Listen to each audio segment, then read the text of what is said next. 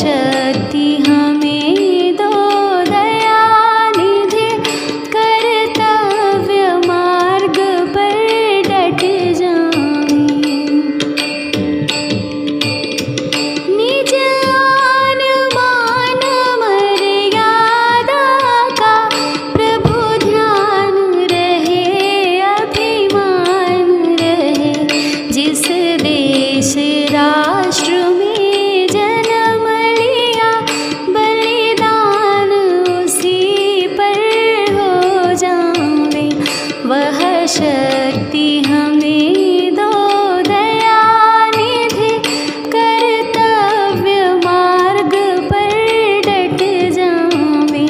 पर सेवा पर उपकार में हम जग जीवन सफल बना जावे।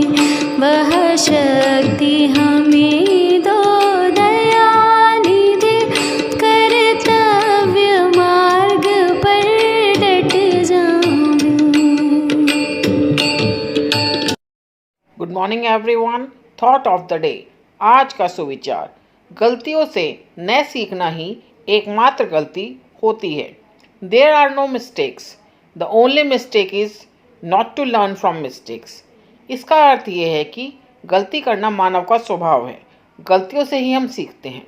लेकिन यदि हम अपनी गलतियों से सबक नहीं लेते हैं तो वही हमारी एकमात्र गलती होती है। इसलिए अपनी गलतियों से सीखें और अपनी सफलता की ओर बढ़ चलें। धन्यवाद। आपका दिन शुभ हो।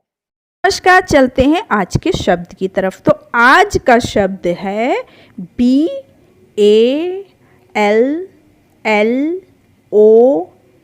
इसे हम पढ़ते हैं बैलेट। बैलेट का अर्थ होता है मतपत्र या मत पर्ची।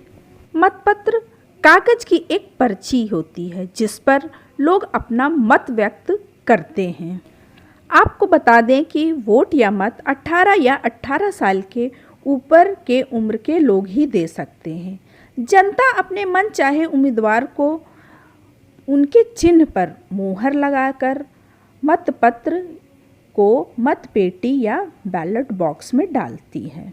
यह पूर्णतः गुप्त होता है। आज के लिए इतना ही। धन्यवाद। गुड मॉर्निंग, सुप्रभात बच्चों। आज की पहेली देखें। रंग की हूँ मैं पीली पीली, सभी के घर जाती हूँ, वर कन्या और साग दाल पर अपना रंग जमाती हूँ। दोबारा सुनो पहेली। रंग की हूँ मैं पीली पीली, सभी के घर जाती हूँ, वर कन्या और साग दाल पर अपना रंग जमाती हूँ। सोचो बच्चों, इसका क्या आंसर है? इसका उत्तर है हल्दी, जो रंग में पीली पीली होती है। थैंक यू बच्चों। सुप्रभात। प्रस्तुत है आज का इतिहास। 1540 में आज ही राजस्थान के कुंभलगढ़ में महान योद्धा और अद्भुत शौर्य व साहस के प्रतीक महाराणा प्रताप का जन्म हुआ था। मातृभूमि की रक्षा के लिए अपना जीवन अर्पण करने वाले अदम्य साहस और स्वाभिमान के प्रतीक वीर योद्धा महाराणा प्रताप की जयंती पर उन्हें शत नमन। 1866 में आज ही महान स्वतंत्रता सेनानी, समाज सेवी, महान समाज सुधारक एवं विचारक तथा महात्मा गांधी के राजनैतिक गुरु गोपाल कृष्ण गोखले का जन्म हुआ था। धन्यवाद। सुप्रभात। आज का विशेष, गोपाल कृष्ण गोखले। गोपाल कृष्ण गोखले भारत के एक स्वतंत्रता सेनानी, समाज सेवी, विचारक एवं सुधारक तथा भारतीय राष्ट्रीय कांग्रेस में सबसे प्रसिद्ध नरमपंथी थे। इनका मानना था कि वैज्ञानिक और तकनीकी शिक्षा भारत की महत्वपूर्ण आवश्यकता है। 1905 में गोखले ने भारत सेवक समाज की स्थापना की थी। धन्यवाद। शुभ प्रभात। आज की प्रश्नोत्तरी। पहला प्रश्न, संविधान सभा के स्थायी अध्यक्ष कौन थे? इसका उत्तर है डॉक्टर राजेंद्र प्रसाद संविधान सभा के स्थायी अध्यक्ष थे। बच्चों, हमारे देश के प्रथम राष्ट्रपति भी डॉक्टर राजेंद्र प्रसाद जी थे। अगला प्रश्न, संविधान सभा की प्रारूप समिति के अध्यक्ष कौन थे? डॉक्टर भीमराव अंबेडकर संविधान सभा की प्रारूप समिति के अध्यक्ष थे। संविधान सभा ने 29 अगस्त 1947 को संविधान का मसौदा तैयार करने के लिए प्रारूप समिति का गठन किया था। तीसरा प्रश्न, क्षेत्रफल की दृष्टि से भारत का सबसे छोटा राज्य कौन सा है? इसका उत्तर है गोवा। इसका कुल क्षेत्रफल 3702 वर्ग किलोमीटर है। पूरी दुनिया में गोवा अपने सुंदर समुद्र के किनारों और प्रसिद्ध स्थापत्य के लिए जाना जाता है। आखिरी प्रश्न, ओणम किस राज्य का प्रसिद्ध त्योहार है? ओणम केरल राज्य का प्रसिद्ध त्योहार है। ओणम का उत्सव सितंबर में राजा महाबली के स्वागत में मनाया जाता है। यह उत्सव 10 दिनों तक चलता है। ओणम में प्रत्येक घर में फूलों की पंखुड़ियों से रंगोली बनाई जाती है। धन्यवाद। Good morning students. आज की बाल गीत का शीर्षक है राह में चलते जाना है। राह में चलते जाना है, मंजिल खुद ही पाना है, मंजिल खुद ही पाना है। रास्ते खुद ही बनाना है, आगे बढ़ते जाना है, आगे बढ़ते जाना है। लक्ष्य भेद कर हमको आगे बढ़ते जाना है, आगे बढ़ते जाना है।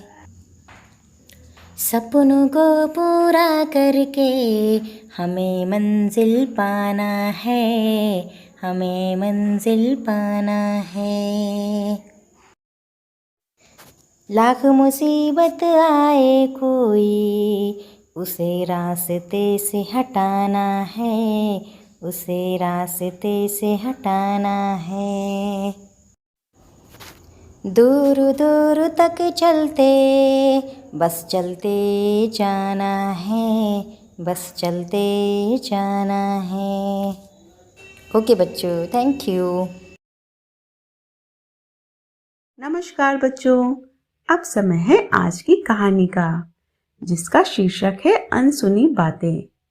एक बार स्वामी विवेकानंद रेल के जिस डिब्बे में सफर कर रहे थे, उसमें कुछ यात्री अंग्रेज थे। अंग्रेज सोच रहे थे कि साधु अंग्रेजी नहीं जानते, इसलिए उनकी बातों को नहीं समझ रहे होंगे। उन अंग्रेजों ने आपसी बातचीत में साधुओं को कई बार भला बुरा कहा। हालांकि उन दिनों सच्चाई भी यही थी, अंग्रेजी जानने वाले साधु होते भी नहीं थे। रास्ते में एक बड़ा स्टेशन आया। उस स्टेशन पर विवेकानंद के स्वागत करने के बाद अंग्रेजी में पूछे गए प्रश्नों के उत्तर स्वामी जी अंग्रेजी में ही दे रहे थे। इतनी अच्छी अंग्रेजी बोलते देखकर उन अंग्रेज यात्रियों को सांप सूंघ गया, जो रेल में उनकी बुराई कर रहे थे। अवसर मिलने पर वे विवेकानंद के पास आए और नम्रता पूर्वक पूछा, आपने हम लोगों की बातें सुनी, आपने बुरा माना होगा। स्वामी जी ने सहज शालीनता से कहा, मेरा मस्तिष्क अपने ही कार्यों में इतना अधिक व्यस्त था कि आप लोगों की बात सुनी, पर उन पर ध्यान देने और उनका बुरा मानने का अवसर ही नहीं मिला। स्वामी जी की बात सुनकर अंग्रेजों का सिर शर्म से झुक गया और उन्होंने चरणों में झुककर उनकी शिष्यता स्वीकार कर ली। इस कहानी से हमें सीख मिलती है कि हमें सदैव लक्ष्य पर ही ध्यान देना चाहिए। धन्यवाद। नमस्कार। आज मोटिवेट योरसेल्फ का विषय है हम अपना पैशन कैसे चुनें। हम अक्सर लोगों को ये कहते सुनते हैं कि ये मेरा पैशन है, इस काम को करने में मुझे बहुत मज़ा आता है, ये मेरा जुनून है। आज हम खुद से जानेंगे कि हमारे लिए सबसे सही पैशन क्या है। सबसे पहले हमें एक पेपर पर लिखना है कि हमें कौन कौन से काम अच्छे लगते हैं, वो काम जो हमें दिल से पसंद हो। अब इस लिस्ट में हमें ये देखना है कि हम खुद इनमें से किन कामों में सबसे अच्छे हैं। काम पसंद होना और उनमें अच्छा होना दोनों अलग अलग चीज़ें हैं। पसंद तो बदलती रहती है। अब हमारे पास 2 लिस्ट हैं। अब हमें एक तीसरी लिस्ट बनानी है जिनमें उन कामों को लिखना है जिनसे हम कभी बोर नहीं हो सकते, जिसे सीखने के लिए हम जिंदगी भर मेहनत कर सकते हैं। उसे करने से हमें सुकून मिलता है, जिंदा होने का एहसास होता है। अगर वो काम हम ना करें तो कुछ खालीपन सा लगता है। अब तीसरी लिस्ट में हमें ये देखना है कि इनमें से कौन से ऐसे काम हैं जिनकी दुनिया में डिमांड है। यहाँ हमें बहुत ध्यान से फैसला लेना है और ऐसा काम चुनना है जिसकी दुनिया में सच में ज़रूरत है। अंत में सबसे महत्वपूर्ण स्टेप ये जानना कि चौथी सूची में कौन सा ऐसा काम है जिसके लिए हमें पे भी किया जाएगा, जिसके लिए हमें पैसे मिलेंगे, क्योंकि बिना पैसे के ना हम खुद आगे बढ़ पाएंगे और ना ही अपने पैशन को आगे ले जा पाएंगे। उस काम को सोच समझकर अपने दिलो दिमाग पर लिख लेना है कि यही मेरा पैशन है जिसे मुझे फॉलो करना है और आगे बढ़ना है, जैसे हमने शिक्षण कार्य को अपना पैशन चुना है। धन्यवाद। आपका दिन शुभ हो।